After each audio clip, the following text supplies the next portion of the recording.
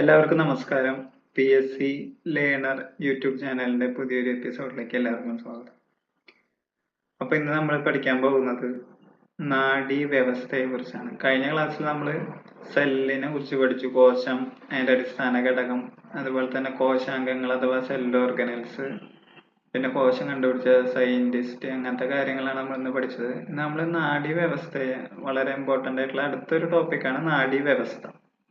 ഇപ്പൊ നാഡീവ്യവസ്ഥ എന്ന് പറയുമ്പോൾ അതിലും നാഡീകോശങ്ങൾ എന്ന് പറഞ്ഞിട്ട് വേറൊരു ടൈപ്പ് കോശങ്ങൾ വരുന്നുണ്ട്. അതിനെ കുറിച്ച് പഠിക്കും. പിന്നെ നമ്മുടെ മനുഷ്യ ശരീരത്തിലെ പൊതുവായിട്ടുള്ള നാഡീവ്യവസ്ഥകൾ, അതിന്റെ പ്രത്യേകതകൾ, അതിലടങ്ങിയിട്ടുള്ള മറ്റു കാര്യങ്ങൾ എന്നിവയെ കുറിച്ചാണ് ഇന്നത്തെ ക്ലാസ്സിൽ നമുക്ക് പഠിക്കാനായിട്ട് പോകുന്നത്. അപ്പൊ എല്ലാവർക്കും ഒരിക്കൽ കൂടി ക്ലാസ്സിലേക്ക് സ്വാഗതം. തുടങ്ങുകയാണ്. അപ്പൊ എന്താണ് നാഡീവ്യവസ്ഥ എന്ന് പറയുന്നത്? സാഹചര്യങ്ങൾക്കനുസരിച്ച് പ്രതികരിക്കുവാൻ സഹായിക്കുന്നതാണ് നാഡീവ്യവസ്ഥ. നെർവ് സിസ്റ്റം എന്ന് പറയുന്നത് എന്താ? അതിന്റെ ഡെഫിനേഷൻ ആണിത്. നമുക്ക് എന്തെങ്കിലും പ്രശ്നങ്ങൾ ഉണ്ടാകുമ്പോൾ അതിനനുസരിച്ച് നമുക്ക് റിഫ്ലക്സ് ആക്ഷൻ, അതുപോലെ തന്നെ നമ്മൾ എന്തെങ്കിലും പ്രതികരണങ്ങൾ, അതിനൊക്കെ സഹായിക്കുന്നതാണ് എന്ത്? നാഡീവ്യവസ്ഥ, നാഡീവ്യൂഹം എന്ന് പറയുന്നത്. അപ്പൊ നാഡീവ്യവസ്ഥയുടെ പ്രധാന ഭാഗങ്ങൾ എന്താണ്? നമുക്ക് എല്ലാവർക്കും അറിയാം. മസ്തിഷ്കം, സുഷുമ്ന, നാഡികൾ. ഈ മൂന്നെണ്ണാണ് നാഡീവ്യവസ്ഥയുടെ പ്രധാന ഭാഗങ്ങളായിട്ട് നമ്മൾ കണക്കാക്കുന്നത്. ബ്രെയിൻ, അതുപോലെ തന്നെ സുഷുമ്ന, നാഡികള്, നെർവ്സ്, അത്തരം കാര്യങ്ങൾ. അപ്പോ രണ്ട് തരം നാഡികൾ നമ്മുടെ മനുഷ്യ ശരീരത്തിലുണ്ട്. അതിൽ ആദ്യത്തെ ടൈപ്പ് എന്ന് പറയുന്നത് ശരീരത്തിന്റെ വിവിധ ഭാഗങ്ങളിൽ നിന്നും സന്ദേശങ്ങൾ മസ്തിഷ്കത്തിലേക്കും സുഷുമ്നയിലേക്കും എത്തിക്കുന്ന നാഡികൾ. ശരീരത്തിന്റെ വിവിധ ഭാഗങ്ങളിൽ നിന്ന് ഈ പറയുന്ന നാഡീവ്യവസ്ഥയുടെ ഭാഗങ്ങളായ മസ്തിഷ്കത്തിലേക്കും സുഷുമ്നയിലേക്കും എത്തിക്കുന്ന നാഡികളുണ്ട്. അതിനെ പറയുന്ന പേരാണ് സംവേദ നാഡികൾ. തിരിച്ച് പ്രേരക നാഡികൾ എന്ന് പറഞ്ഞാൽ എന്തായിരിക്കും? തലച്ചോറ്, സുഷുമ്ന എന്നിവിടങ്ങളിൽ നിന്ന് സന്ദേശങ്ങൾ ശരീരത്തിന്റെ വിവിധ ഭാഗങ്ങളിലേക്ക് എത്തിക്കുന്ന നാഡികളാണ് പ്രേരക നാഡികൾ. സംവേദ നാഡികൾ എന്ന് പറഞ്ഞാൽ എന്താ? ശരീരത്തിന്റെ വിവിധ ഭാഗങ്ങളിൽ നിന്നും അവ തലച്ചോറിലേക്കും സുഷുമ്നയിലേക്കും എത്തിക്കും. പ്രേരക നാഡി എന്ന് പറഞ്ഞാൽ തലച്ചോറിൽ നിന്നും സുഷുമ്നയിൽ നിന്നുള്ള കാര്യങ്ങൾ ശരീരത്തിന്റെ വിവിധ ഭാഗങ്ങളിലേക്കായിട്ട് എത്തിക്കും. അപ്പൊ പിന്നെ ഇത് രണ്ട് ടൈപ്പ് അല്ലാതെ മൂന്നാമത്തെ ഒരു ടൈപ്പും കൂടി ഉണ്ട്. അതിന്റെ പേരെന്താണ്? സമ്മിശ്ര നാഡികൾ എന്ന് വെച്ചാൽ അതിൽ ഈ രണ്ട് ടൈപ്പും അതിൽ ഉൾക്കൊണ്ടിട്ടുണ്ടായിരിക്കും, മിക്സഡ് ആയിരിക്കും. സംവേദ നാഡികൾ ഉണ്ടായിരിക്കും, പ്രേരക നാഡികൾ ഉണ്ടായിരിക്കും. അപ്പൊ ശരീരത്തിന്റെ വിവിധ ഭാഗങ്ങളിൽ നിന്ന് മസ്തിഷ്കത്തിലേക്കും തിരിച്ചുമുള്ള സന്ദേശങ്ങൾ വഹിക്കുന്ന നാഡികളാണ് സമ്മിശ്ര നാഡികൾ. ഇതാണ് ഒരു ഓവർവ്യൂ. നമുക്ക് രണ്ട് തരം നാഡികളുണ്ട്. അതുപോലെ തന്നെ മസ്തിഷ്കം, സുഷുമ്ന, നാഡികൾ, ഇവരാണ് പ്രധാനപ്പെട്ട നാഡീവ്യവസ്ഥയുടെ ഭാഗങ്ങൾ.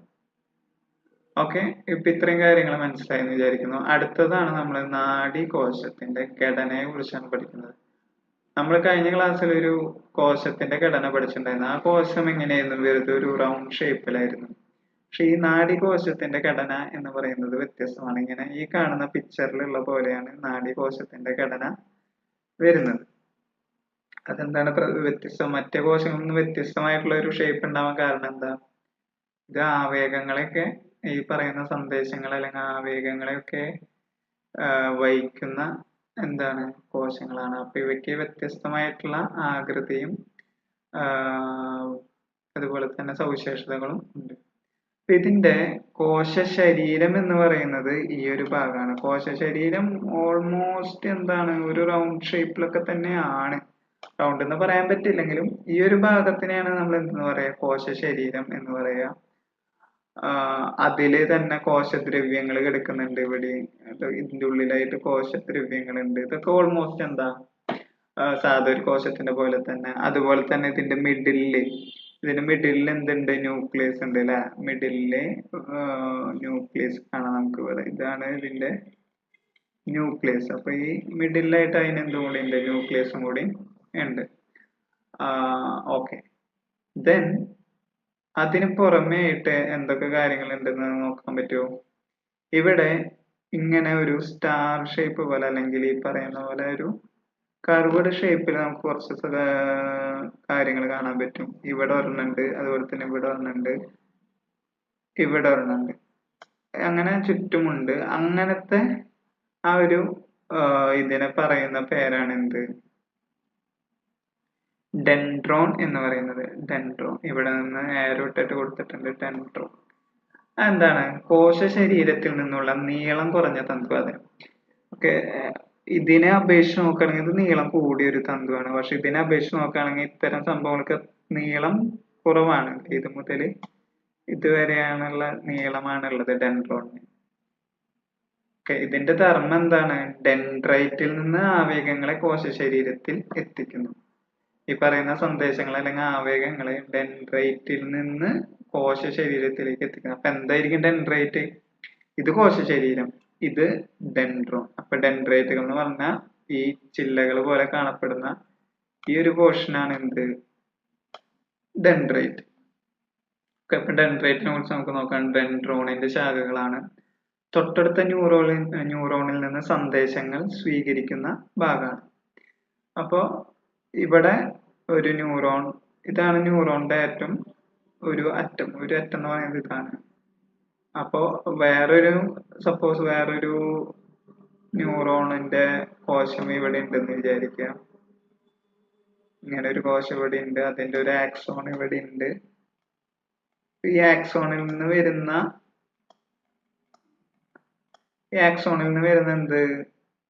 ആവേഗങ്ങൾ അല്ലെങ്കിൽ ഈ പറയുന്ന സന്ദേശങ്ങളെ സ്വീകരിക്കുന്നത് എന്തായിരിക്കും? ഈ ഡെൻഡ്രൈറ്റുകളായിരിക്കും സ്വീകരിക്കുന്നത്. അപ്പൊ അത് മനസ്സിലായെന്ന് വിചാരിക്കുന്നു. മറ്റൊരു ഇതേപോലെയുള്ള നാഡീകോശത്തു നിന്ന് വരുന്ന സന്ദേശങ്ങളെ സ്വീകരിക്കുന്നത് ഡെൻഡ്രൈറ്റ് ആണ്. ആ ഡെൻഡ്രൈറ്റ് പിന്നെ ഡെൻഡ്രോണിന് കൊടുക്കും. ഡെൻഡ്രോൺ ആണ് കോശ ശരീരത്തിലേക്ക് അത് എത്തിക്കുന്നത്. അപ്പൊ ഇത്രയും കാര്യങ്ങൾ മനസ്സിലായി എന്ന് വിചാരിക്കുന്നു. അടുത്തത് ഒരു ഷ്വാൻ കോശത്തെ കുറിച്ച് പറയുന്നുണ്ട് ഇവിടെ. ഷ്വാൻ കോശം അതൊക്കെ ജസ്റ്റ് ഒന്ന് വായിക്കുന്നുണ്ട്. അടുത്തത് ഷ്വാൻ കോശമാണ് പറയുന്നത്. എന്താണ് ഷ്വാൻ കോശം എന്ന് ഉദ്ദേശിക്കുന്നത്? അതിനു മുമ്പ് നമുക്ക് ആക്സോണിലേക്ക് കിടക്കാം. ആക്സോൺ പറഞ്ഞിട്ട് ഷ്വാൻ കോശത്തിലേക്ക് കിടക്കാം. ആക്സോൺ എന്ന് പറയുന്നത് കോശ ശരീരത്തിൽ നിന്ന് ഈ കാണുന്ന ഈ ഒരു നീളം കൂടിയിട്ടുള്ള ഒരു തന്തുവാണ് ആക്സോൺ എന്ന് പറയുന്നത്. ഇത് കോശ ശരീരത്തിൽ നിന്ന് ആവേഗങ്ങളെ പുറത്തേക്ക് വഹിക്കുന്നു. അപ്പോൾ ഡെൻഡ്രോണുകളും ഡെൻഡ്രൈറ്റുകളും ഒക്കെ വഴി എത്തിയിട്ടുള്ള ഈ പറയുന്ന ആവേഗങ്ങള് ഇനി ആക്സോൺ വഴിയാണ് പോകുക. ആക്സോൺ വഴി പോകും. അപ്പൊ ഈ ആക്സോൺ എന്ന് പറയുന്നത് എന്താ? മനസ്സിലായി, ഈ നീളം കൂടിയ തന്തു. അപ്പൊ ഇതിനെ കവർ ചെയ്തിട്ട് ഇവിടെ ഒരുപാട് ഇങ്ങനത്തെ ഒരു ഷേപ്പിൽ കുറച്ച് സാധനങ്ങളൊക്കെ കാണാണ്ട് അതിനൊക്കെ ഓരോ ചെറിയൊരു കുത്തു പോലെയുണ്ട്. അപ്പൊ ആ ഒരു ആക്സോണിനെ വലയം ചെയ്തിട്ട് കാണപ്പെടുന്ന ആ ഒരു സംഭവമാണ് എന്ത്? ഷ്വാൻ കോശം എന്ന് അറിയപ്പെടുന്നത്. ഷ്വാൻ കോശങ്ങളാണിത്. ഇതൊക്കെ എന്താണ്? ഷ്വാൻ കോശങ്ങൾ എന്നറിയപ്പെടുന്നു, ആക്സോണിനെ വലയം ചെയ്തിട്ടുള്ളത്. അതുപോലെ തന്നെ ആക്സോൺ വീണ്ടും ശാഖകളായിട്ട് പിരിയുന്നുണ്ട്. ആ ശാഖകളെ പറയുന്ന പേരാണ് എന്ത്? ആക്സോണൈറ്റ്. ഇപ്പൊ ഇവിടെ ഒരു ശാഖയായിട്ട് പിരിയുന്നുണ്ട്, അതുപോലെ തന്നെ ഇവിടെയും ഒരു ശാഖയായിട്ട് പിരിയുന്നുണ്ട്. അപ്പൊ ആക്സോൺ ശാഖകളായിട്ട് തിരിയുന്നതിനെ പറയുന്ന പേരാണ് ആക്സോണൈറ്റ്. അതിന്റെ ഇപ്പുറത്തെ ഡെൻഡ്രൈറ്റുകൾ ഉള്ള പോലെ ഈ ആക്സോണൈറ്റിൽ നിന്ന് വീണ്ടും അത് ഒരുപാട് ഇതായിട്ട് വേർപിരിയുന്നുണ്ട്. എന്നിട്ട് അതിന്റെ അറ്റത്തൊരു ചെറിയൊരു മുഴ പോലെ നമുക്ക് ഇവിടെ കാണാൻ പറ്റും. ആ മുഴേനെ പറയുന്ന പേരാണ് എന്ത്? Synaptic node. അത് ആക്സോണൈറ്റിന്റെ അഗ്രഭാഗമാണ്. അവിടെ നാഡീയ പ്രേക്ഷകം സ്രവിക്കുന്നുണ്ട്. അപ്പൊ നാഡീയ പ്രേക്ഷകം എന്ന് പറഞ്ഞിട്ടുള്ള ഒരു സംഭവം സ്രവിക്കുന്നുണ്ട്. അതായത് നാഡീയ പ്രേക്ഷകം എന്ന് ഉദ്ദേശിക്കുന്നത് ഇതാണ്. ഇപ്പൊ ഇവിടെയാണ് ഈ നാഡിയുടെ ഏറ്റവും അറ്റത്തുള്ള ഭാഗം, ആക്സോണൈറ്റിന്റെ അഗ്രഭാഗം തന്നെയാണ് നമ്മുടെ ഈ നാഡിയുടെ ഇത് സ്വീകരിക്കുന്ന ഭാഗം. ഇത് ആക്സോണുകൾ പുറത്തേക്ക് പോകുന്ന ഭാഗം. ഇപ്പോ ഇവിടെ അടുത്തൊരു കോശം നമുക്കുണ്ട്. നമ്മൾ ഇവിടെ പറഞ്ഞ പോലെ വേറൊരു നാഡീകോശം ഉണ്ടെങ്കിൽ അതിന്റെ ഡെൻഡ്രൈറ്റുകൾ മേ ബി ഇവിടെ ആയിരിക്കും നിൽക്കുക, ഇങ്ങനെയൊക്കെ ആയിരിക്കും വന്ന് നിൽക്കുക. അപ്പൊ ഇതിന്റെ ഇടയിൽ ഒരു ഗ്യാപ്പ് ഉണ്ട്. രണ്ട് നാഡീകോശങ്ങൾക്കിടയിൽ എപ്പോഴും ഒരു ഗ്യാപ്പ് ഉണ്ട്. അത് പരസ്പരം ഇങ്ങനെ മുട്ടിയിട്ട് നിൽക്കില്ല, ചെറിയൊരു ഗ്യാപ്പായിട്ടാണ് എപ്പോഴും നിൽക്കുക. ആ ഗ്യാപ്പിനെ പറയുന്ന പേരാണ് സിനാപ്റ്റിക് വിടവ് എന്നൊക്കെ പറയും. അപ്പൊ ഇവിടെ എത്തിയിട്ടുള്ള ആവേഗങ്ങളെ ഈ ഗ്യാപ്പിലൂടെ മറ്റേ നാഡീകോശത്തിലേക്ക് എത്തിക്കാനുള്ള ഒരു പ്രേഷകം ആണ് എന്ത്? അതിനെ പറയുന്ന പേരാണ് നാഡീയ പ്രേഷകങ്ങൾ. ആ പ്രേഷകം എന്ത് ചെയ്യുന്നത്? ഈ സിനാപ്റ്റിക് നോബിലാണ് ഉള്ളത്. ആ സിനാപ്റ്റിക് നോബിൽ നിന്നാണ് ഈ നാഡീയ പ്രേഷകം പിന്നീട് പുറപ്പെടുവിക്കുന്നത്. അങ്ങനെ ആ ആവേഗങ്ങൾ അടുത്ത നാഡിയിലേക്ക് കടക്കുകയാണ് ചെയ്യുക. ഇത്രയും കാര്യങ്ങൾ മനസ്സിലായെന്ന് വിചാരിക്കുന്നു.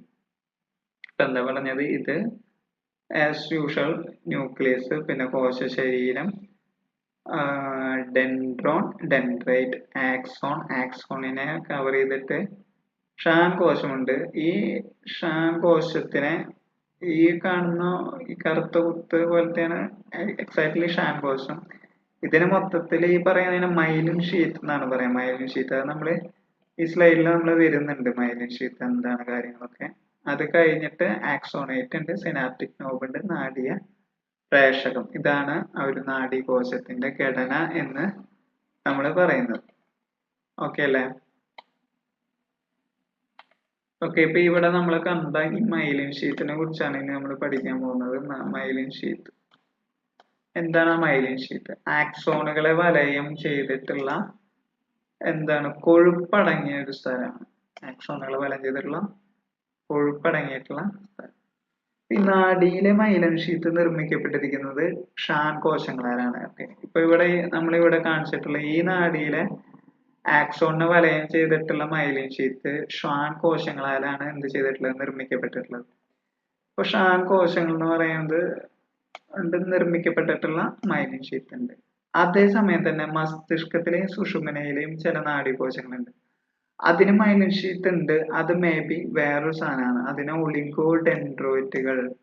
ഒളിഗോഡെൻഡ്രൈറ്റുകളാലാണ് അത് നിർമ്മിക്കപ്പെട്ടിരിക്കുന്നത്. അത് ഇവിടത്തെയാണ് മസ്തിഷ്കത്തിലെയും സുഷുമ്നയിലെയും ഒക്കെ മൈലിൻ ഷീത്ത്. സോ സെറിബ്രത്തിലൊക്കെ നമ്മൾ പഠിച്ചിട്ടുണ്ടാകും, മൈലിൻ ഷീത്ത് ഉള്ള നാഡീകോശങ്ങൾ കാണപ്പെടുന്ന ഭാഗം നമ്മൾ വൈറ്റ് മാറ്റർ എന്ന് പറയും. കാരണം ഈ മൈലിൻ ഷീത്തിന് ഓൾമോസ്റ്റ് ഒരു വൈറ്റ് കളറാണ്. ഇപ്പൊ മസ്തിഷ്കത്തിനും സുഷുമ്നയിലും മൈലിൻ ഷീത്തുള്ള നാഡീകോശങ്ങൾ കാണപ്പെടുന്ന ഭാഗം വൈറ്റ് മാറ്ററും അതില്ലാത്ത ഭാഗം ഗ്രേ മാറ്റർ. അപ്പോ സെറിബ്രത്തിന് നമ്മൾ വൈറ്റ് മാറ്റർ, ഗ്രേ മാറ്റർ ഉണ്ട്, അങ്ങനെ ക്ലാസിഫൈ ചെയ്തിട്ടുണ്ട്. അത് എങ്ങനെയാണ് ക്ലാസിഫൈ ചെയ്തിട്ടുള്ളത്? മസ്തിഷ്കത്തിലെ ഈ പറയുന്ന മൈലിൻ ഷീത്ത് ഉള്ള നാഡീകോശങ്ങൾ കാണപ്പെടുന്ന ഭാഗം വൈറ്റ് മാറ്ററും ഇല്ലാത്ത ഭാഗം ഗ്രേ മാറ്റർ ആയിട്ടാണ് നമുക്കതിൽ വരുന്നത്. ഓക്കെ, ഇനി എന്താണ് ആക്സോണിന്റെ എന്തിനാണ് ഈ ആക്സോണിന് വലയം ചെയ്തിട്ട് ഇത്തരത്തിലൊരു മൈലിൻ ഷീത്ത് കൊടുത്തിട്ടുള്ളത്? ഉറപ്പായിട്ടും കവർ ചെയ്ത് കൊടുക്കുമ്പോൾ അതിനെ ബാഹ്യക്ഷതങ്ങളിൽ നിന്ന് ആക്സോണിനെ സംരക്ഷിക്കുക. അത് കവർ ചെയ്യുമ്പോൾ തന്നെ നമുക്ക് മനസ്സിലാവും ബാഹ്യക്ഷതങ്ങളിൽ നിന്ന് സംരക്ഷിക്കും. പിന്നെ അതുപോലെ തന്നെ പോഷക ഘടകങ്ങൾ, ഓക്സിജൻ എന്നിവ നൽകുക, ആവേഗങ്ങളുടെ വേഗത വർദ്ധിപ്പിക്കാനൊക്കെ ഈ മൈലിൻ ഷീത്ത് ഉപകരിക്കും. അതെന്താണ്? കൊഴുപ്പടങ്ങിയിട്ടുള്ള ഒരു സ്ഥലമാണ്. അത് ഷാൻ കോശങ്ങളാലും അതുപോലെ തന്നെ ഒലിഗോഡെൻഡ്രൈറ്റുകളാലും എന്താണ് മൈലിൻ ഷീത്ത് ഉണ്ടാക്കാം. ഇവിടെ ഞാൻ പറഞ്ഞു സിനാപ്സ്, നാഡീകോശങ്ങൾ തമ്മിലോ നാഡീകോശവും പേശീകോശവുമായോ നാഡീകോശവും ഗ്രന്ഥികോശവുമായോ ബന്ധപ്പെടുന്ന ഭാഗം. ഓക്കെ, ഒരു അറ്റത്ത് എന്തായാലും എന്തുണ്ടായിരിക്കണം? നാഡീകോശങ്ങൾ ഉണ്ടായിരിക്കണം. നാഡീകോശം മസ്റ്റാണ്. നാഡീകോശം പിന്നെ മറ്റ് ഈ പറയുന്ന പോലെ പേശികോശോ ഗ്രന്ഥികോശോ അല്ലെങ്കിൽ വേറൊരു നാഡീകോശം തന്നെയായിട്ട് ബന്ധപ്പെടുന്ന ഭാഗം. അപ്പൊ അവിടെ ഒരു വിടവുണ്ടായിരിക്കും, അതിനാണ് സിനാപ്സ് എന്ന് പറയുന്നത്. സിനാപ്സ്. ഇവിടെ അതിന്റെ SCERT ടെക്സ്റ്റിലത്തെ ഒരു ബോക്സ് ഉണ്ട്, അതൊന്ന് വായിക്കുന്നത് നല്ലതായിരിക്കും. രണ്ട് നാഡീകോശങ്ങൾ തമ്മിലോ നാഡീകോശവും പേശികോശവുമായോ നാഡീകോശം ഗ്രന്ഥികോശവുമായി ബന്ധപ്പെടുന്ന ഭാഗമാണ് എന്ത്? സിനാപ്സ്. ആക്സോണിൽ നിന്നും വൈദ്യുത ആവേഗങ്ങൾ സിനാപ്റ്റിക് നോബിൽ എത്തുമ്പോൾ ചില രാസവസ്തുക്കളെ സിനാപ്റ്റിക് വിടവിലേക്ക് സ്രവിക്കുന്നു. ഞാൻ പറഞ്ഞില്ലേ, ഇവയാണ് നാഡീയ പ്രേഷകങ്ങൾ എന്നറിയപ്പെടുന്നത്. നമ്മൾ നേരത്തെ ആ സ്ലൈഡിൽ പറഞ്ഞ അതേ കാര്യങ്ങളാണ് ഈ ബോക്സിൽ കൊടുത്തിട്ടുള്ളത്. ഇവയ്ക്ക് ഉദാഹരണങ്ങളാണ് എന്ത്? അസറ്റൈൽ കൊളിനും അതുപോലെ തന്നെ ഡോപ്പാമിൻ. അസറ്റൈൽ കൊളിനും ഡോപ്പാമിനും ഈ പറയുന്ന നാഡീയ പ്രേഷകങ്ങൾക്ക് എന്താണ്? ഉദാഹരണമാണ്. അതുപോലെ തന്നെ ആവേഗങ്ങളുടെ ദിശ, വേഗത എന്നിവ ക്രമീകരിക്കുന്നത് സിനാപ്സുകളുടെ ധർമ്മമാണ്. അപ്പൊ അത് മനസ്സിലായെന്ന് വിചാരിക്കുന്നു. ഇനി നാഡീ വ്യവസ്ഥ, നമ്മള് ആ വ്യവസ്ഥയുടെ ഒരു ഘടനയാണ്. അതല്ല, നാഡീകോശത്തെ കുറിച്ചാണ് നമ്മൾ കൂടുതലായിട്ട് പഠിച്ചത്. അതുപോലെ തന്നെ സംവേദ നാഡികൾ, പ്രേരക നാഡികൾ നമ്മൾ പഠിച്ചു. സംവേദ നാഡികൾ എന്തായിരുന്നു? ശരീരത്തിന്റെ വിവിധ ഭാഗങ്ങളിൽ നിന്ന് മസ്തിഷ്കത്തിലേക്കും സുഷുമ്നയിലേക്കും എത്തിക്കുന്നതായിരുന്നു സംവേദ നാഡികൾ. പ്രേരക നാഡികൾ തിരിച്ച് മസ്തിഷ്കത്തിന്റെയും അതുപോലെ തന്നെ സുഷുമ്നയിലേക്കൂടെയൊക്കെ സന്ദേശങ്ങൾ തിരിച്ച് നമ്മുടെ ശരീരത്തിന്റെ വിവിധ ഭാഗങ്ങളിലേക്ക്. അതുപോലെ തന്നെ രണ്ടും കൂടിയിട്ടുള്ളത് എന്താണ്? സമ്മിശ്ര നാഡികൾ. മറന്നിട്ടില്ല എന്ന് വിചാരിക്കുന്നു. ഇനി ഇവിടെ പറയുന്നത് എന്താ? നമ്മുടെ നാഡീവ്യവസ്ഥയെ മൊത്തത്തിൽ രണ്ടായിട്ട് തരംതിരിക്കാം. ഒന്ന് കേന്ദ്ര നാഡീവ്യവസ്ഥ, രണ്ടാമത്തത് പെരിഫറൽ നാഡീവ്യവസ്ഥ. അപ്പൊ നാഡീവ്യവസ്ഥയെ രണ്ടായിട്ട് നമ്മൾ തരംതിരിച്ചു. കേന്ദ്ര നാഡീവ്യവസ്ഥ, പെരിഫറൽ നാഡീവ്യവസ്ഥ.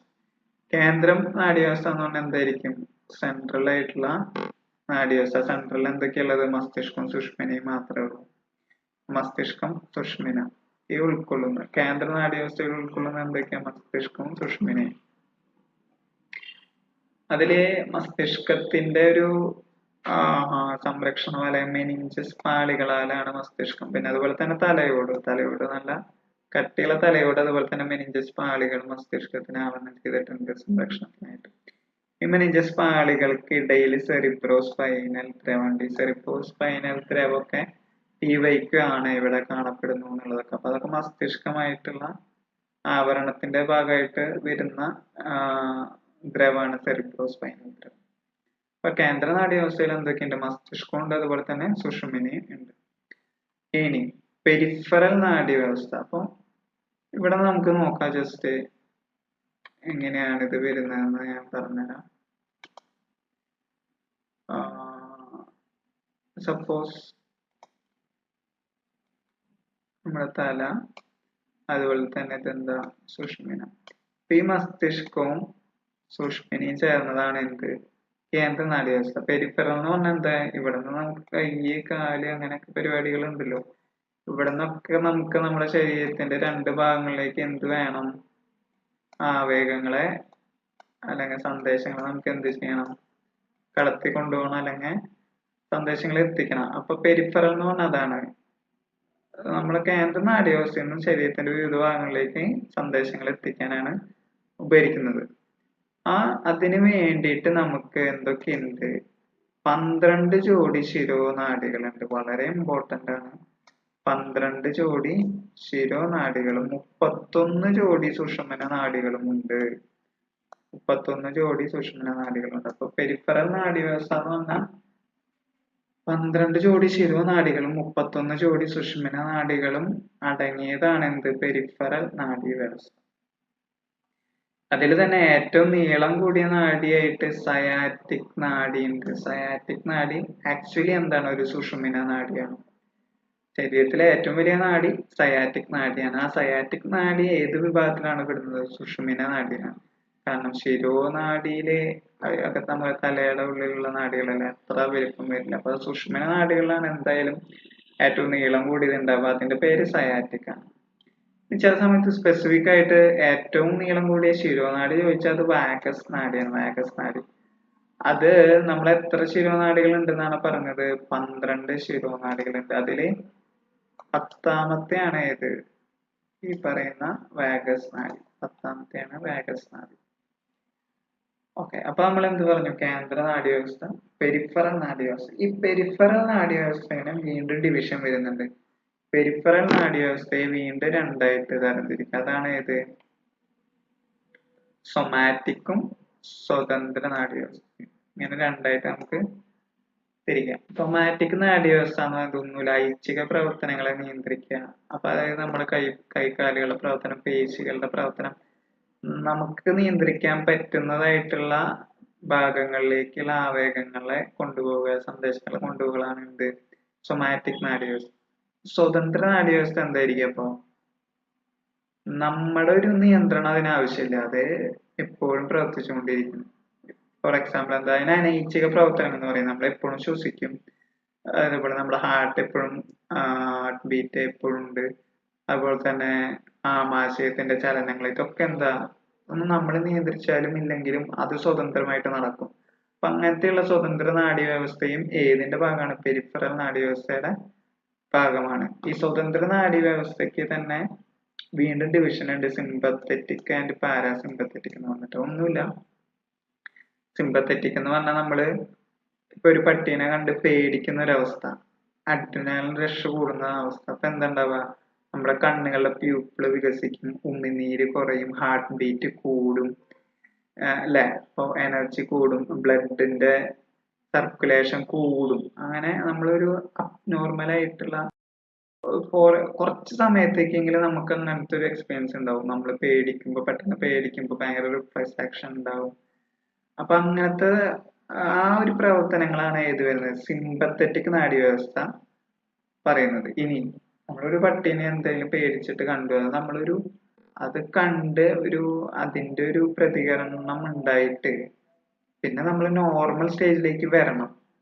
അല്ലെങ്കിൽ ആ പേടി അതുപോലെ തന്നെ ഹാർട്ട് എപ്പോഴും അടിച്ചുകൊണ്ടിരിക്കുക, അത് ക്രമാനുഗതമായിട്ട് ലിമിറ്റ് ഒന്നും ഇല്ലാണ്ട് അടിച്ചുകൊണ്ടിരിക്കുക, അങ്ങനെ വരുമ്പോൾ നമുക്ക് എന്താ ദോഷമായിട്ട് മാറും. ഇപ്പൊ വൺസ് എന്തെങ്കിലും ഒരു റിഫ്ലക്സ് ആക്ഷന്റെ ഫലമായിട്ട് നമുക്ക് ഈ സിമ്പത്തറ്റിക് ആയിട്ടുള്ള അഡ്രിനാലിൻ റഷ് പോലെയുള്ള കാര്യങ്ങൾ ഉണ്ടാകുമ്പോഴുള്ള ശരീരത്തിന്റെ പ്രത്യേകതകൾ അത് കഴിഞ്ഞാൽ നോർമൽ സ്റ്റേജിലേക്ക് എത്തിക്കണം. ആ നോർമൽ സ്റ്റേജിലേക്ക് എത്തിക്കുന്ന നെർവസിന്റെ സിസ്റ്റമാണ് ഇത് പാരാസിമ്പത്തറ്റിക്. മനസ്സിലായെന്ന് വിചാരിക്കുന്നു. സ്വതന്ത്ര നാഡീവ്യവസ്ഥ എന്താണ്, അനൈച്ഛിക പ്രവർത്തനങ്ങൾ. അതിൽ തന്നെ ഒരു വിഭാഗമാണ് സിമ്പത്തറ്റിക്, പാരാസിമ്പത്തറ്റിക്. സിമ്പത്തറ്റിക് എന്ന് പറഞ്ഞാൽ നമ്മുടെ പ്രതികരണം കൂടുതലുള്ള സമയത്തെ ശരീരത്തിന്റെ ഇതിന്റെ പ്രവർത്തനങ്ങൾ, ഈ പറഞ്ഞ പോലെ ഉമിനീര് വറ്റും, ഹാർട്ട് ബീറ്റ് കൂടും, കണ്ണിന്റെ പ്യൂപ്പിൾ ചിലപ്പോൾ വലുതാകും, അങ്ങനത്തെ അവസ്ഥകൾ. അത് കഴിഞ്ഞു കഴിഞ്ഞാൽ അതിനെ ശരീരത്തിന്റെ നോർമൽ ആയിട്ടുള്ള ഇതിലേക്ക് കൊണ്ടുവരുന്നതാണ് ഏത്, പാരാസിമ്പത്തറ്റിക് വ്യവസ്ഥ. ഓക്കെ, ഇനി നമ്മൾ മസ്തിഷ്കത്തിലേക്കാണ് കിടക്കുന്നത്. മസ്തിഷ്കം എല്ലാവർക്കും അറിയാം നാഡീവ്യവസ്ഥയുടെ ഒരു പ്രധാന കേന്ദ്രമാണ്, സെറിബ്രം എന്ന് നമ്മൾ പറയും. ഈ മസ്തിഷ്കത്തിനെ ആക്ച്വലി മൂന്നായിട്ട് നമ്മൾ ഡിവൈഡ് ചെയ്യുന്നുണ്ട്: ഫോർ ബ്രെയിൻ, മിഡ് ബ്രെയിൻ, അതുപോലെ തന്നെ ഹിൻ ബ്രെയിൻ. മലയാളത്തിലാണ് പൂർവ്വ മസ്തിഷ്കം, മധ്യ മസ്തിഷ്കം, പിൻ മസ്തിഷ്കം. ഈ മസ്തിഷ്കത്തിൽ ഒരുപാട് സാധനങ്ങളുണ്ട്. ഇത് വളരെയധികം ഇമ്പോർട്ടന്റ് ആണ്. PYQ പല തവണ ചോദിച്ചിട്ടുണ്ട്. PYQകൾ മെയിൻ ആയിട്ട് ചോദിക്കുന്ന ഒരു ഏരിയ ആണ് ഈ സെറിബ്രം, അതിന്റെ ധർമ്മം, സെറിബ്രല്ലം അതിന്റെ ധർമ്മം, തലാമസ്. അങ്ങനത്തെ റിപ്പീറ്റഡ് ആയിട്ടുള്ള ക്വസ്റ്റ്യൻസ് ഒരുപാട് വരുന്ന ഒരു ഭാഗമാണ്. അപ്പൊ ഇതെല്ലാവരും ഒന്ന് ശ്രദ്ധിച്ചിരിക്കും.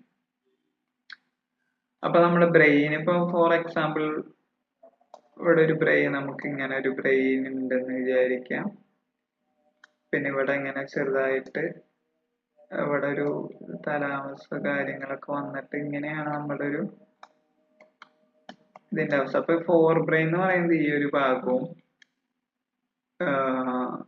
പിൻ മസ്തിഷ്കം എന്ന് പറയുന്നത് അല്ലെങ്കിൽ ഹിൻ ബ്രെയിൻ എന്ന് പറയുന്നത് ഈ ഒരു ഭാഗമാണ്. മിഡ് ബ്രെയിൻ എന്ന് പറയുന്നത് ഈ ഫോർ ബ്രെയിൻ്റെയും പിൻ മസ്തിഷ്കം, ഹിൻ ബ്രെയിൻ്റെയും ഇടയിലുള്ളത്. ഓക്കെ, അത് 3 ഡിവിഷൻ ഉണ്ട് എന്നുള്ളത് നിങ്ങൾ ഓർത്തിരുന്നാൽ മതി. അതില് ഈ ഫോർ ബ്രെയിനിൽ വരുന്ന ആൾക്കാരാണ് ഇത് സെറിബ്രം. സെറിബ്രം എന്ന് പറഞ്ഞാൽ എന്താ, ഏറ്റവും വലിയ മസ്തിഷ്കത്തിന്റെ ഏറ്റവും വലിയ ഭാഗമാണ്. ഐച്ഛിക പ്രവർത്തനങ്ങളെ നിയന്ത്രിക്കുന്നു, ഇന്ദ്രിയ അനുഭവങ്ങളൊക്കെ ഉളവാക്കുന്നത് അതാണ്. തലാമസ് എന്ന് പറയുന്നത് റിലേ സ്റ്റേഷൻ എന്നറിയപ്പെടുന്നു. റിലേ സ്റ്റേഷൻ, ആവേഗങ്ങളുടെ പുനർപ്രസരണ കേന്ദ്രം. അതായത് ഇപ്പൊ ഒരുപാട് ആവേഗങ്ങൾ എത്തും, അത് തലാമസിൽ എത്തിയിട്ടാണ് ഈ ആവേഗം ഇന്ന വഴിക്ക് പോകണം, ഇത് ഇങ്ങോട്ട് പോകണം, അങ്ങനെ അവിടെ നിന്ന് ഒരു ഡിസ്ട്രിബ്യൂട്ടർ പോലെയാണ് എന്ത് ചെയ്യുന്നത്, തലാമസ് ചെയ്യുന്നത്. അതാണ് പുനർപ്രസരണ കേന്ദ്രം. ഇവിടുന്ന് സ്റ്റേഷനിൽ എത്തി അവിടുന്ന് ഡീവിയേറ്റ് ചെയ്ത് പോകുന്നു എന്ന് പറയുന്ന പോലത്തെ സംഭവമാണ് തലാമസ്. ഹൈപ്പോ തലാമസ് എന്താണ്, ആന്തര സമസ്ഥിതി പാലനമാണ്. ആന്തര സമസ്ഥിതി പാലനം അപ്പൊ ശരീരത്തിന്റെ ഊഷ്മാവ് അതുപോലെ ജലത്തിന്റെ അളവൊക്കെ നിയന്ത്രിക്കുന്നുണ്ട്. അപ്പൊ സെറിബ്രം, തലാമസ്, ഹൈപ്പോ തലാമസ്, ഇതാണ് ഫോർ ബ്രെയിനിൽ വരുന്നത്. അടുത്തത് ഇമ്പോർട്ടന്റ് ആയിട്ട് പിൻ മസ്തിഷ്കത്തിൽ വരുന്നതാണ് സെറിബെല്ലം, അതുപോലെ തന്നെ മെഡുല ഓബ്ലോംഗാറ്റ. വളരെ ഇമ്പോർട്ടന്റ് ആണ്. സെറിബെല്ലം ലിറ്റിൽ ബ്രെയിൻ എന്നറിയപ്പെടുന്നു. മസ്തിഷ്കത്തിന്റെ രണ്ടാമത്തെ വലിയ ഭാഗമാണ്. മസ്തിഷ്കത്തിന്റെ എന്താണ്, രണ്ടാമത്തെ വലിയ ഭാഗമായിട്ടാണ് വരുന്നത്. മനസ്സിലായല്ലോ, രണ്ടാമത്തെ വലിയ ഭാഗം. ആദ്യത്തെ വലിയ ഏറ്റവും ഫസ്റ്റത്തെ ഏതാ, സെറിബ്രായിരുന്നു. കഴിഞ്ഞാൽ പിന്നെ സെറിബെല്ലാണ് ഏറ്റവും വലുത്. സെറിബെല്ലത്തിന്റെ ഇമ്പോർട്ടൻസ് എന്താ, ശരീര തുലന അവസ്ഥ നിയന്ത്രിക്കുന്നു. ശരീര തുലനാവസ്ഥ ഇത് വളരെ ഇമ്പോർട്ടന്റ് ആണ്. അപ്പൊ ഇതുമായി ബന്ധപ്പെട്ടിട്ടുള്ള ഒരു PYക്ക് മുന്നേ ചോദിച്ചത്, മദ്യം മസ്തിഷ്കത്തിന്റെ ഏത് ഭാഗത്തിനാണ് എഫക്ട് ചെയ്യുക? ഇപ്പൊ നമുക്ക് അറിയാം, മദ്യപിച്ച് കഴിഞ്ഞാൽ നമുക്ക് നമ്മുടെ ശരീരത്തിന്റെ ബാലൻസ് തെറ്റും. നമ്മളെ ആൾക്കാർ ഇങ്ങനെ ആടിയാണ് നടക്കാല്ലേ. അപ്പൊ അതിന്റെ കാരണം എന്താ? അത് സെറിബെല്ലത്തിനെയാണ് എഫക്ട് ചെയ്യുന്നത്. സെറിബെല്ലം എന്താ? ശരീര തുലനാവസ്ഥ നിയന്ത്രിക്കുന്നു. സെറിബെല്ലത്തിനെ മദ്യം എഫക്ട് ചെയ്യുന്നു. ബാഡ്ലി എഫക്ട് ചെയ്യുന്നതുകൊണ്ടാണ് നമുക്ക് നമ്മുടെ ബാലൻസ് തെറ്റിയിട്ട് നമ്മൾ വീഴാനായിട്ട് പോകുന്നത്, അങ്ങനത്തെ അവസ്ഥ ഉണ്ടാവുന്നത്. മെഡുല ഒബ്ലോങ്കാറ്റ അനൈച്ഛിക പ്രവർത്തനങ്ങളെ നിയന്ത്രിക്കുന്നു. ഛർദി, തുമ്മൽ എന്നിവ നിയന്ത്രിക്കും. മെഡുല ഒബ്ലോങ്കാറ്റ നമ്മുടെ ഏതിലെ വരുന്ന പിൻമസ്തിഷ്കത്തിലാണ് വരുന്നത്, അതായത് തലയോട്ടിയുടെ ബാക്ക് സൈഡിൽ. അതുകൊണ്ട് ഒരിക്കലും നമ്മൾ പറയാം, അടിക്കുമ്പോഴും കാര്യങ്ങളൊന്നും ചെയ്യുമ്പോൾ തലയുടെ ബാക്കിൽ വെറുതെ ചിലര് ബാക്കിൽ അടിച്ചിട്ട് പോണവരുണ്ട്. വെറുതെ തമാശക്ക് അങ്ങനത്തെ കാര്യങ്ങളൊന്നും ചെയ്യരുത്. തല എന്ന് പറയുന്നത് അത്രയും സെൻസിറ്റീവ് ആയിട്ടുള്ള ഏരിയ ആണ്. ബാക്ക് സൈഡിലൊന്നും ഒരു കാരണവശാലും ആരുടെ അടിക്കരുത്. കുട്ടികളെന്നല്ല, ആരുടെ അടിക്കാതിരിക്കുന്നതാണ് നല്ലത്. കാരണം എന്താ? മെഡുല ഒബ്ലോങ്കാറ്റ അങ്ങനത്തെ സെറിബെല്ലം കാര്യങ്ങളൊക്കെ അവിടെയാണ് ഉള്ളത്. അപ്പോ മേ ബി ബാക്ക് സൈഡിൽ അടി കിട്ടിയാൽ നമ്മൾ പെട്ടെന്ന് വൊമിറ്റ് എന്ന് പറയാറുണ്ട്. അതൊക്കെ എന്താ? ഈ മെഡുല ഒബ്ലോങ്കാറ്റയുടെ ഒരു ഇൻഫ്ലുവൻസ് ആണ്. ഛർദി, തുമ്മലൊക്കെ എന്നിവ നിയന്ത്രിക്കുന്നത് ആരാ? മെഡുല ഒബ്ലോങ്കാറ്റ ആണ്. പിന്നെ അതിന്റെ ഇടയിലായിട്ട് പോൺസ് എന്ന് പറഞ്ഞിട്ടുള്ളൊരു ഏരിയ ഉണ്ട്. എന്ന് പറഞ്ഞാൽ മസ്തിഷ്കത്തിന്റെ വിവിധ ഭാഗങ്ങളെ തമ്മിൽ ബന്ധിപ്പിക്കുന്ന നാഡീകോശങ്ങൾ ചേർന്നത്. അത്രേ ഉള്ളൂ. മസ്തിഷ്കത്തിന്റെ വിവിധ ഭാഗങ്ങളെ തമ്മിൽ ബന്ധിപ്പിക്കുന്ന നാഡീകോശങ്ങൾ ചേർന്നത്. അപ്പൊ നമ്മൾ എന്തൊക്കെ പഠിച്ചു? സെറിബ്രം എന്തായിരുന്നു? കാണാതെ നോക്കി നോക്കിയേ. ഏറ്റവും വലിയ ഭാഗം ഇന്ദ്രിയ അനുഭവങ്ങൾ ഉളവാക്കുന്നു. അതുപോലെ തന്നെ ബുദ്ധി, ചിന്ത, അതൊക്കെ അങ്ങനത്തെ കാര്യങ്ങളൊക്കെ സെറിബ്രത്തിൽ വരും. അത് കഴിഞ്ഞ് എന്തായിരുന്നു? തലാമസ് ആയിരുന്നു അല്ലെ. തലാമസിന്റെ എന്തായിരുന്നു? അത് കഴിഞ്ഞാൽ ഹൈപ്പോതലാമസ് ഉണ്ട്. തലാമസ് എന്ന് പറയുന്നത് റിലേ സ്റ്റേഷൻ എന്ന് നമ്മൾ പറഞ്ഞില്ല, ആവേഗങ്ങളുടെ പുനർപ്രസരണ കേന്ദ്രം. അതുപോലെ ഒരു ഇമ്പോർട്ടന്റ് കാര്യം നമ്മൾ പറയാൻ മറന്നു, വേദന സംഹാരികൾ പ്രവർത്തിക്കുന്ന ഭാഗം ഏതാ? തലാമസ് ആണ്. അതൊരു PYQ ആണ് കേട്ടോ. വേദന സംഹാരികൾ പ്രവർത്തിക്കുന്ന ഭാഗം. അതുപോലെ തന്നെ ഹൈപ്പോതലാമസ് ആന്തര സമസ്ഥിതി, പാലനം, ശരീരത്തിന്റെ ഊഷ്മാവ്, ജലത്തിന്റെ അളവ് എന്നിവയൊക്കെ നിയന്ത്രിക്കുന്നു. സെറിബ്രെല്ലം രണ്ടാമത്തെ വലിയ ഭാഗം, ലിറ്റിൽ ബ്രെയിൻ, അതുപോലെ തന്നെ ശരീര തുലനാവസ്ഥ, മദ്യത്തിന്റെ ഒക്കെ എഫക്റ്റ് ഉള്ള ഭാഗം. പോൺസ് മസ്തിഷ്കത്തിന്റെ വിവിധ ഭാഗങ്ങളെ തമ്മിൽ ബന്ധിപ്പിക്കുന്ന നാഡീകോശങ്ങൾ. മെഡുല ഒബ്ലോങ്കാറ്റ അനൈച്ഛിക പ്രവർത്തനങ്ങളെ നിയന്ത്രിക്കുന്നു. ഓക്കെ, ഇത് കഴിഞ്ഞു. ഇനി നമുക്ക് നാഡീ വ്യവസ്ഥയുമായി ബന്ധപ്പെട്ട രോഗങ്ങളാണ്. നമുക്കറിയാം, അൽഷിമേഴ്സ് നമ്മൾ കേട്ടിട്ടുണ്ടാവും. അപസ്മാരം നമുക്ക് യൂഷ്വലി അറിയാവുന്ന. പാർക്കിൻസൺസ് നമ്മളധികം കേട്ടിട്ടില്ല തോന്നുന്നു, എന്നാലും ഇപ്പൊ ഒരുവിധം എല്ലാവരും പരിചിതമായിട്ടുള്ള രോഗങ്ങളായിട്ട് ഇത് മാറിയിട്ടുണ്ട്. അൽഷിമേഴ്സ് എന്താണ്? നമുക്ക് എല്ലാവർക്കും അറിയാം, ഓർമ്മ നഷ്ടപ്പെടുക. നമുക്ക് ഏറ്റവും അടുത്ത ആൾക്കാരെ പോലും ഓർമ്മയില്ലാത്തൊരു അവസ്ഥയാണ് അത്. ഒരു ഭയങ്കരമായിട്ടുള്ള അവസ്ഥയാണ്. നമ്മൾ മറ്റേ മോഹൻലാലിന്റെ സിനിമയിലൊക്കെ കണ്ടിട്ടുണ്ട്. അപ്പൊ അതിന്റെ കാരണം എന്താണ്? മസ്തിഷ്കത്തിലെ നാഡീകലകളിൽ അലേയമായ ഒരു തരം പ്രോട്ടീൻ അടിഞ്ഞുകൂടി എന്ത് ചെയ്യുന്നു? ന്യൂറോണുകൾ, നാഡീകോശങ്ങൾ എന്ത് ചെയ്യുന്നു? നശിക്കുന്നു. നാഡീകലകളിലെ അപ്പൊ ഒരു അലേയമായ ഒരു പ്രോട്ടീൻ അടിഞ്ഞു കൂടിയിട്ട് നമ്മുടെ എക്സിസ്റ്റിംഗ് ആയിട്ടുള്ള ന്യൂറോണുകൾ നശിക്കുന്നു. ലക്ഷണം എന്താ? ഓർമ്മ നഷ്ടപ്പെടും. ദിനചര്യകൾ പോലും അങ്ങനത്തെ ബന്ധുക്കളെ തിരിച്ചറിയാൻ ബുദ്ധിമുട്ട്, ദിനചര്യകൾ ചെയ്യാൻ ബുദ്ധിമുട്ട്. പാർക്കിൻസൺസ് എന്ന് പറഞ്ഞാൽ മസ്തിഷ്കത്തിലെ പ്രത്യേക ഗാംഗ്ലിയോണുകളുടെ നാശം, അത് മൂലമാണ് എന്തുണ്ടാവുന്നത്? പാർക്കിൻസൺ. പിന്നെ ഡോപ്പാമിൻ എന്ന നാഡീപ്രേഷണം നമ്മൾ പറഞ്ഞില്ലേ, അസറ്റൈൽ കോളൈനും ഡോപ്പാമിൻ നമ്മൾ നാഡീപ്രേഷണത്തിന് ഉദാഹരണമായിട്ട് പറഞ്ഞിട്ടുണ്ടായിരുന്നു, സിനാപ്റ്റിക് ന്യൂബില്. അപ്പൊ അതിന്റെ ഉൽപാദനം, ഇതിലെ ഡോപ്പാമിന്റെ ഒക്കെ ഉൽപാദനം കുറയുന്നത് പാർക്കിൻസൺ രോഗത്തിന്റെ കാരണമാണ്.